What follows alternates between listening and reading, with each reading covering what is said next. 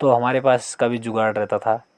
वैसे हम नवोदय में बहुत जुगाड़ होते हैं यार, हर काम में कोई ना कोई जुगाड़ ढूंढ लेते हैं और जुगाड़ से सभी काम कर लेते हैं। जैसे हाउस में फ़ोन चार्ज करना हो गया, पानी गर्म करना हो गया, रात रात को मैगी बनाना।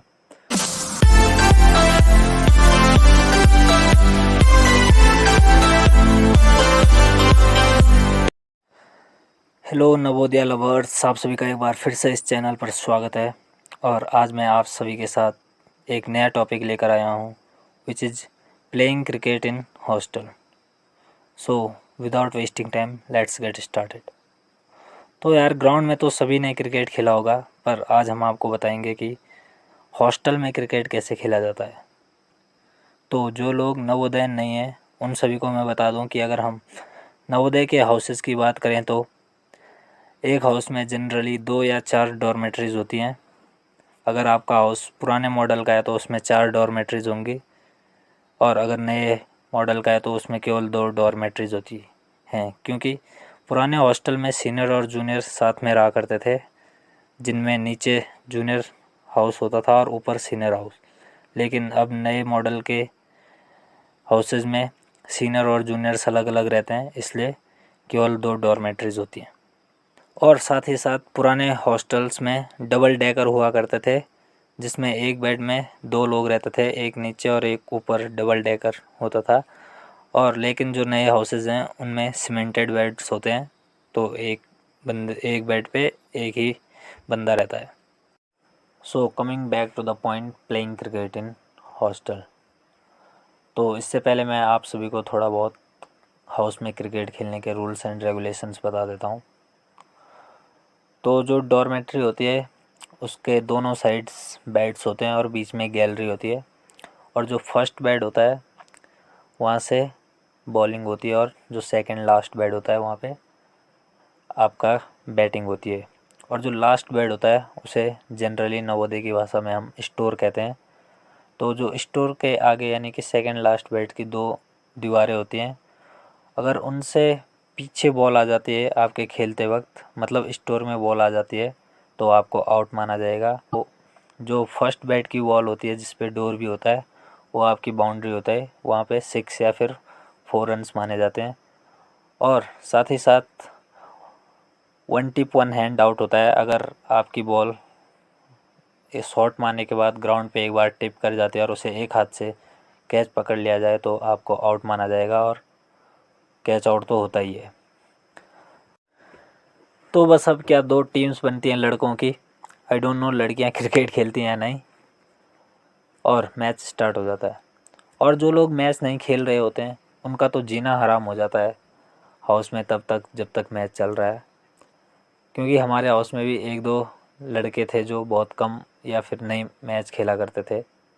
और अगर कभी कभी मैं भी नहीं खेलता था तो मेरा भी बहुत दिमाग ख़राब होता था यार, क्योंकि क्रिकेट खेलते टाइम हल्ला तो दबा के होता है, और कभी कभी तो पट से ट्यूबलाइट शॉट भी फट जाता है और ट्यूबलाइट धड़ाम से नीचे। हमने तो बहुत सारी ट्यूबलाइट फोड़ी हैं यार नवोदय में। आपने कितनी ट्यूबलाइट फोड़ी हैं कमेंट बॉक्स में ज़रूर बताना। तो भाई, जिसके बेड की ट्यूबलाइट फट जाती है उसका भी बहुत दिमाग ख़राब होता है। और शाम को हाउस मास्टर साहब देखेंगे कि ट्यूबलाइट कहाँ गायब हो गई। तो हमारे पास इसका भी जुगाड़ रहता था। वैसे हम नवोदय में बहुत जुगाड़ होते हैं यार, हर काम में कोई ना कोई जुगाड़ ढूंढ लेते हैं और जुगाड़ से सभी काम कर लेते हैं। जैसे हाउस में फ़ोन चार्ज करना हो गया, पानी गर्म करना हो गया, रात रात को मैगी बनाना, और बाकी आप कमेंट बॉक्स में बताना। सो ट्यूबलाइट का जुगाड़ करने के लिए हम सीधा इलेक्ट्रिशियन अंकल के क्वार्टर पे जाकर वहाँ से फ्यूज्ड ट्यूबलाइट चुरा के लाते थे, और जो ट्यूबलाइट फोड़ी थी उसे बढ़िया से झाड़ू मार के एकदम वहाँ से साफ़ कर देते और वहाँ पे फ्यूज ट्यूबलाइट लगा देते थे। फिर शाम के वक्त हाउस मास्टर साहब को एप्लीकेशन लिखते हैं, महोदय हमारे बेड की ट्यूबलाइट ख़राब होने के कारण हम पढ़ाई नहीं कर पा रहे हैं, अतः हमारे बेड पे नई ट्यूबलाइट लगवाने की महान कृपा करें। और हाउस मास्टर साहब भी अगले ही दिन इलेक्ट्रिशियन को बता के नई ट्यूबलाइट लगवा देते हैं। तो ये तो हो गई ट्यूबलाइट की बात। अब मैं आपको एक दिन का किस्सा सुनाता हूँ हम सभी लोग ऐसे ही शाम को डिनर के बाद क्रिकेट खेल रहे थे हाउस में। बहुत हल्ला गुल्ला मचा रखा था और ज़ोर ज़ोर से चिल्ला रहे थे। तभी अचानक से हाउस में एक चुप्पी सी छा गई और सब लोग अपने अपने बेड्स पर बैठ गए। मुझे तो पता भी नहीं चला यार क्या हुआ, पर एक्चुअली बाहर से सारा दृश्य प्रिंसिपल सर खिड़की से देख रहे थे। और हमारे प्रिंसिपल सर तो बहुत ख़तरनाक थे उस टाइम पर। फिर क्या था भाई, सबकी हालत ख़राब हो गई। प्रिंसिपल सर हाउस में आ गए और सबको लाइन में खड़ा करके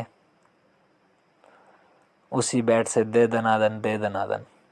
भाई हम ही जानते हैं हम पे क्या बीती थी उस दिन और हमारी क्या हालत हुई थी।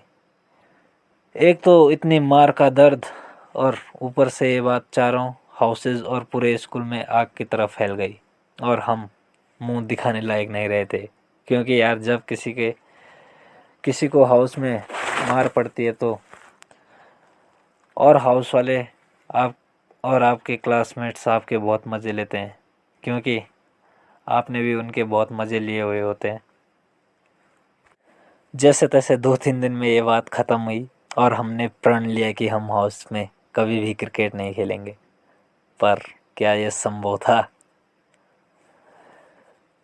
तो ऐसा तो संभव नहीं था और हम उसके बाद भी बहुत क्रिकेट खेला और आज भी क्रिकेट खेलते होंगे हाउस में, मैं उम्मीद करता हूँ। कमेंट बॉक्स में ज़रूर बताना कि आप आज भी क्रिकेट खेलते हो, अगर आप अभी नवोदय में हो तो। और अगर आप एक्स नवोदयन हैं तो आपने कितना क्रिकेट खेला उसमें, ज़रूर बताना। So this was all about playing cricket in hostel. और लड़कियों के लिए एक स्पेशल क्वेश्चन, आप लोग हाउस में कौन कौन से गेम खेलते हैं? क्योंकि क्रिकेट तो मुश्किल से ही खेलते होंगे। सो आज के लिए बस इतना ही। आई होप आपको ये एपिसोड पसंद आया होगा और इसे अपने नवोदिन फ्रेंड्स के साथ ज़रूर शेयर करें और चैनल को सब्सक्राइब करें। साथ ही साथ आप हमें इंस्टाग्राम पर भी फॉलो कर सकते हैं, लिंक आपको डिस्क्रिप्शन में मिल जाएगा। Till then good bye guys and take care of yourself.